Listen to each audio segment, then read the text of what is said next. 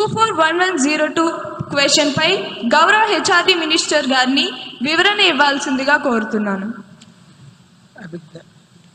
గౌరవనీయులైన అధ్యక్షుల గారికి ముందుగా నా హృదయపూర్వక నమస్కారాలు తెలియజేస్తున్నాను. అధ్యక్ష, ప్రతిపాదన నాయకులు అడిగినటువంటి ప్రశ్నలలో మొదటి ప్రశ్న, ఈ విద్యా సంవత్సరంలో విద్యార్థుల మొబైల్ వ్యసనం కేసులు ఎంత నమోదయ్యాయి? అధ్యక్ష, ఈ ప్రశ్నకి సమాధానం, ఈ విద్యా సంవత్సరంలో 100లో కేసులు నమోదయ్యాయి అధ్యక్ష. రెండవ ప్రశ్న, మొబైల్ వ్యసనం కోసం ప్రభుత్వం ఏమైనా కౌన్సిలింగ్ లేదా రీహాబ్ సదుపాయాలు అందిస్తున్నదా?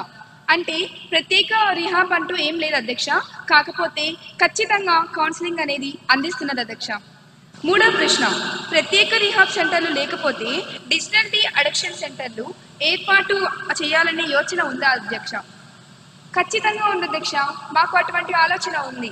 ప్రస్తుతం ప్రభుత్వం పరిశీలిస్తుంది అధ్యక్ష. పైలట్ సెంటర్లు ప్రతిపాదనలో ఉన్నాయి అధ్యక్ష. ధన్యవాదాలు అధ్యక్ష.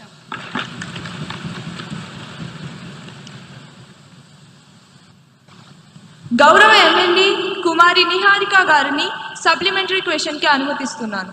అధ్యక్ష, గౌరవనీయులనే మంత్రి గారు సమాధానం అద్భుతంగా ఉంది. కేసులు 100లో ఉన్నాయట అంటే ఖచ్చితమైన లెక్క లేదా అధ్యక్ష? లేక అది కూడా ఫోన్లో క్యాండీ క్రష్ ఆడుతూ లెక్క పెడతారా? పిల్లలేమో 5G స్పీడ్లో ఫోన్లను అతుక్కుపోతుంటే మీ ప్రభుత్వ చర్యలేమో ఇంకా 2G స్పీడ్లోనే పరిశీలన దశలోనే బఫరింగ్ అవుతున్నాయి అధ్యక్ష. ఆ పైలట్ సెంటర్లు భూమి మీదకు వచ్చే లోపు విద్యార్థులు బహుశా స్విచ్ ఆఫ్ అయిపోదా అధ్యక్ష? ధన్యవాదాలు అధ్యక్ష.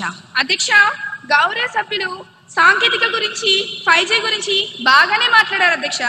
కానీ మా ప్రభుత్వం విద్యార్థుల్ని నేరస్తులా చూడటం లేదు అధ్యక్ష, బాధితుల్లా చూస్తుంది అధ్యక్ష, బాధితుల్లా చూస్తుంది.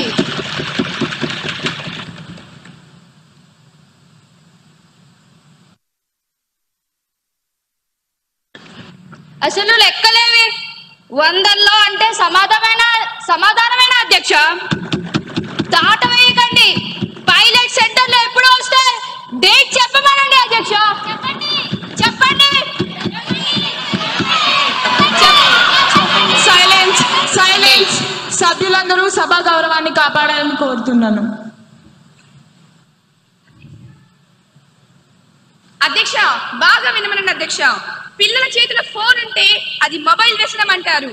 దాన్ని సరిచేయచ్చు, కౌన్సిలింగ్ ఇస్తున్నాం. కానీ